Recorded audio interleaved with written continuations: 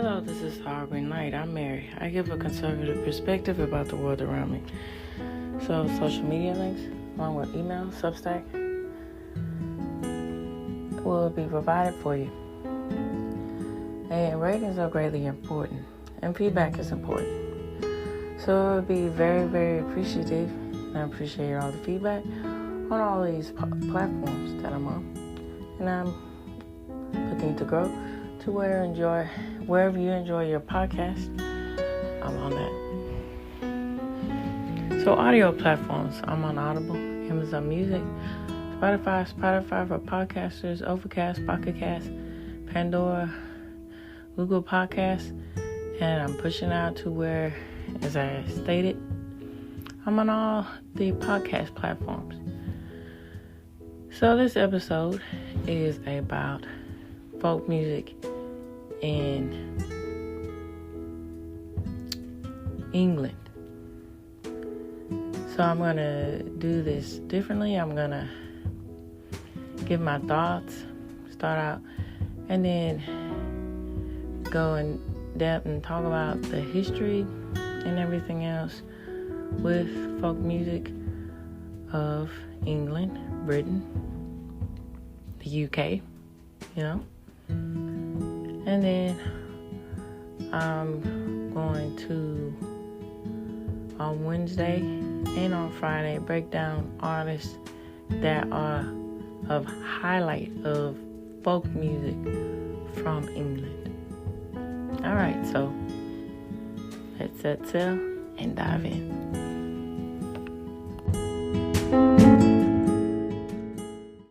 Now, I'm not saying that all folk music is centered around this, but I find it quite interesting that most of folk music,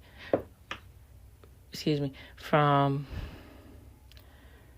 Britain is centered around the common man, everyday man, and focusing in on the plights and the trials and tribulation that people were facing and going through, particularly during the time when Margaret Thatcher was in rule. And that was a very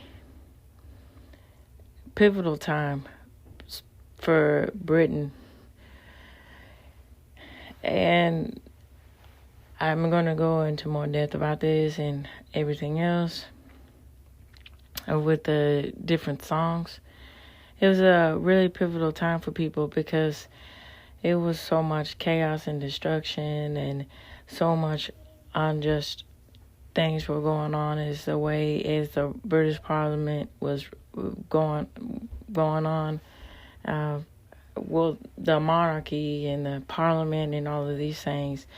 And people just were down in the slums and trying to make their way, make ends meet, and it just seems like their best wasn't enough, and it was just so much unrest, and people were trying to find a sense of belonging in day to day of how to manage through this turmoil. And it's quite interesting that particularly the folk music that came out of this era highlighted around these things and rallied around these things as a way for people to express their acknowledgement and their issues with their government, with things of that nature. But in a more roundabout way to where it wasn't obvious because, unfortunately, in Britain, they don't have the liberties to freely express as in America, which is also an unfortunate thing of what's going on in society today, that unfortunately most young people don't understand the fact that there's so much sacrifice and great benefit and so much determination to be in a land of free expression and free thought.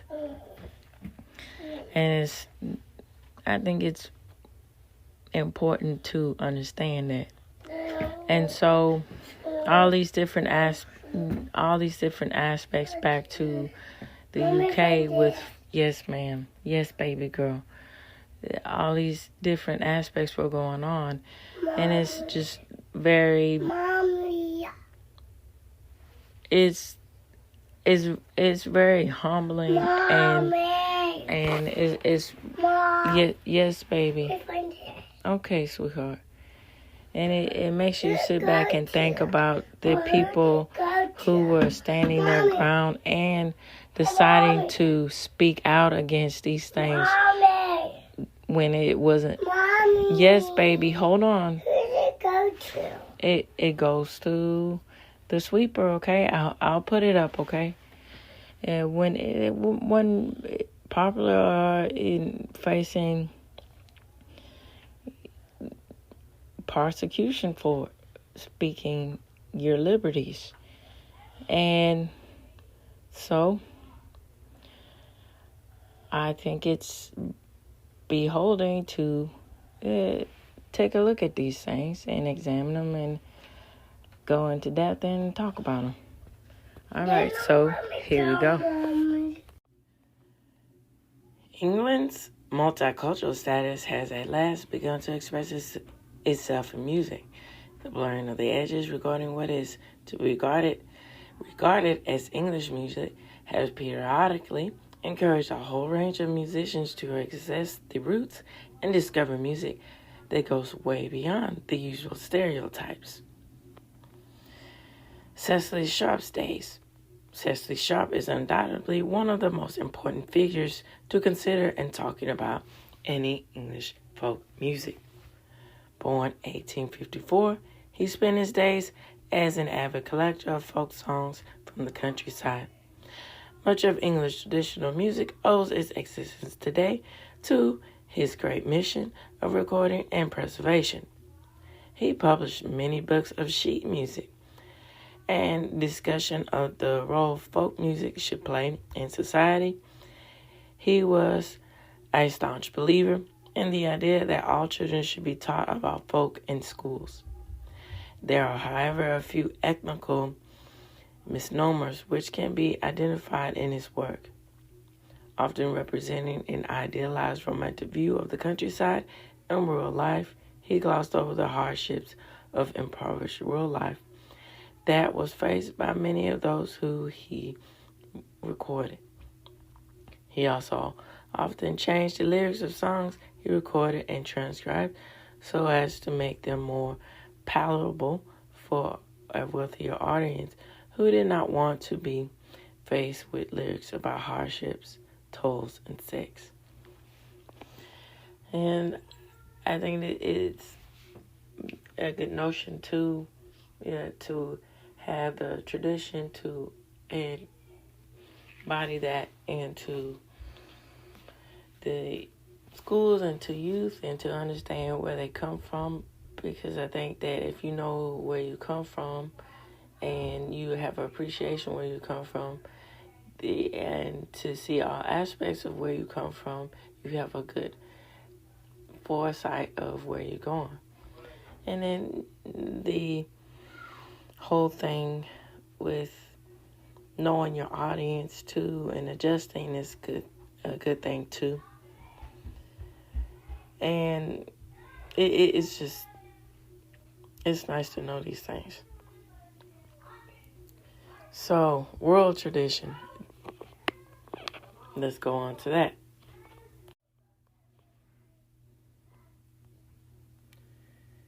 Influences on classical music.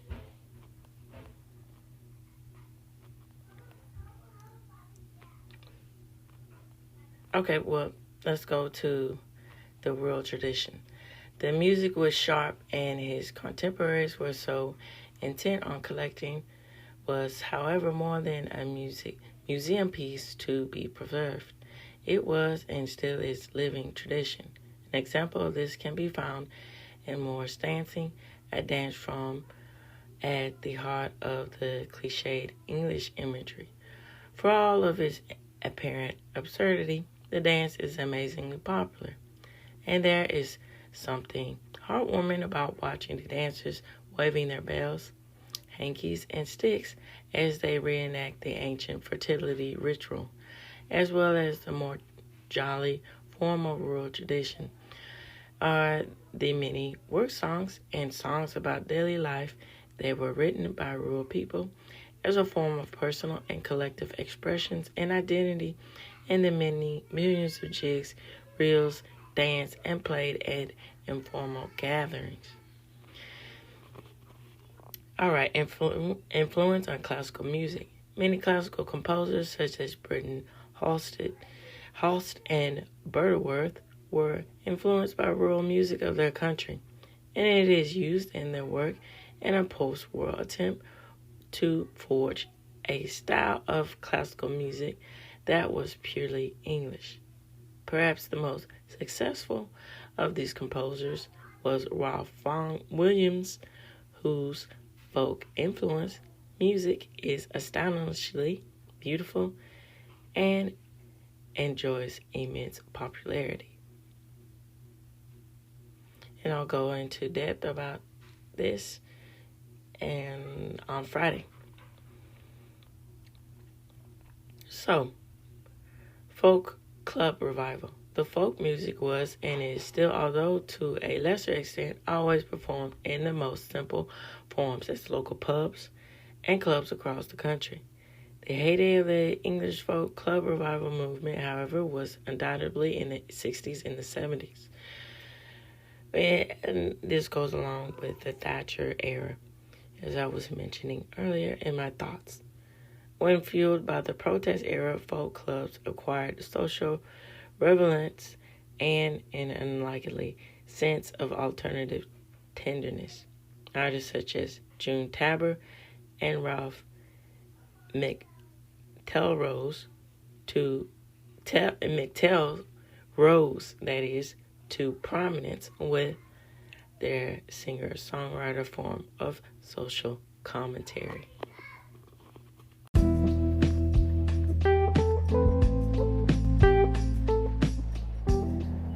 Okay, so Electric Avenue. It all sounds unbelievably mundane now, but back in 71, English folkies thought the world had stopped when Martin Carthy plugged in his guitar on stage. The idea of a band playing English folk with all the trappings of rock band had initially been discussed by Ashley Hutchins, who found Fairport Convention, and now they were part of the folk scene, and in particular their music centered around in the 60s with that rich identity of cinematic storytelling. And the Fairport Convention was along the many folk singers of the 60s that had that telltale details of doing this. Yeah, hold on, sweetheart. This craze later spawned the creation of folk rock experiments such as Still I Span, the Alban Band, the Oyster Band, and Lindy's Barn, who enjoyed a significant, although unfortunately short-lived moment in the spotlight. Maverick Fiddle, King Dave Strawbrick of Fairport Convention managed to make further progress with Whippersnapper and nostalgic reunion with Martin Carthy, as is stated in the source that I'm reading. And of course I will link all of the sources on Friday. And forgive me for being late about that. Things happen, and I will post everything on Friday and make a conscience to do that. And again, sometimes things happen, and so it will be there on Friday, the sources for the people who look forward to seeing the sources on Substack. Alright, so here we go with the folk punk and influences from further afield. Alright, so folk punk. In the 1980s, the folk rebirth took a different turn. Artists such as Billy Bragg and the Porgies, influenced by punk rock scene, which was hitting Britain by storm, set about reinterpreting the folk scene with a manic energy that was as shocking as it was exciting. Outraged letters to the folk mags from diehard folkies, appalled by the primitive revibrance shown by these new folkies, were written, but English folk needed this shake-up, else it was in danger of stagnating into a museum showcase. Okay. And also, hold on, sweetheart. And also with the folk punk scene, well, particularly with the punk scene, I think it's very interesting because a lot of that movement came out of the 70s, and so in the 60s, a little bit more along the lines of the 70s, and again out of rebellion of what was happening under Margaret Thatcher's rule, and the whole thing of having an outlet to express the anger towards government and with their parliament, that is. And it's just very interesting, all these movements that happen out of frustration and that happen out of governmental upheaval and all of these things. So in the late 1980s, Rod Sterling found a new band, Edward II and the Red Hot Polkas. His most ambitious and defiant idea to date, he forwarded English country dance music with reggae, working with reggae dub master, the Mad Professor, at the mixing desk. The band's first album was entitled Let's Polka Steady and was released in 1987. Another band to whose influence from further afield was Blow Zabella, who introduced English country dance to rhythms from the Balkans, with Nigel Eaton cranking things out on the hurdy-gurdy. More recently, bands like the Trans-Global Underground, a London-based collective, are showing that roots can be found even in techno club music. Now, on to the new millennium. The new millennium has seen a wealth of new English folk talent emerge, and a wide variety of styles. Artists such as Kate Rusby, Bella Hardy, the On Thanks Continue, and the tradition of soft song evoke stories with Lau and the I believe Screw. Sorry for the pronunciation on that. Make fast, furious jigs and reels that incorporate both electronic experiment and jazz influences. Bellow had influenced traditional songs with a big band party feel, while as the Belstar's Feast comic accordion ditties continue to delight. Artists such as Elsa Carthy, daughter of Martin Carthy, had managed to achieve widespread success, even achieving nominations for the Mercury Prize with her album Red Rice. Very impressive. Folk has also infiltrated the mainstream pop scene with artists such as Laura Marling achieving nominations for both the BBC Folk Award and the Mercury Prize in the same year. Forged with the knowledge of many roots and a new generation of artists from Bellowhead to Eliza Carthy has taken on new folk, English folk that is, by the neck.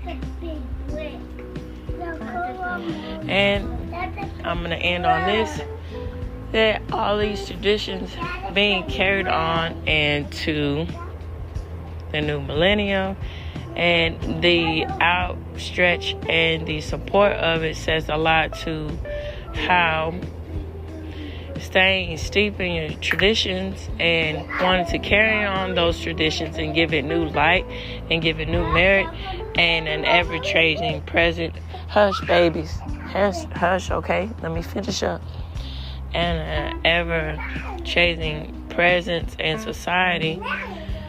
It is very humbling because I think to me, it speaks to the fact that if you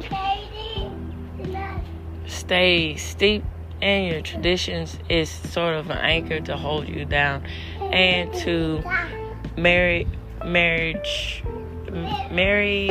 merry, I guess, so to speak, but merge your way through society a lot easier.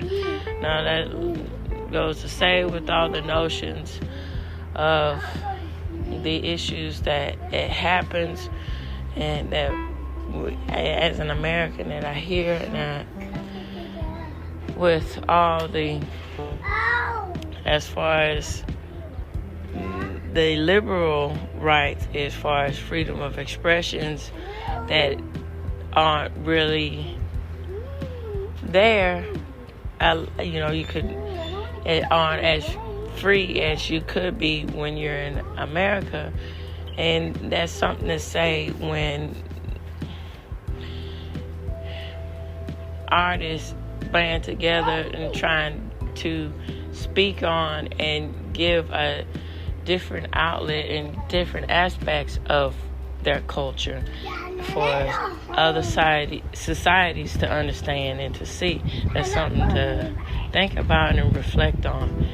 And for us to steep in and understand that, it's something to think about too. Alright, so this reaches the end of the Harboring Light. So on Wednesday I'm going to go into depth and break apart. Start with part 1 with the different English folk singers, and then on Friday I'm going to wrap everything up.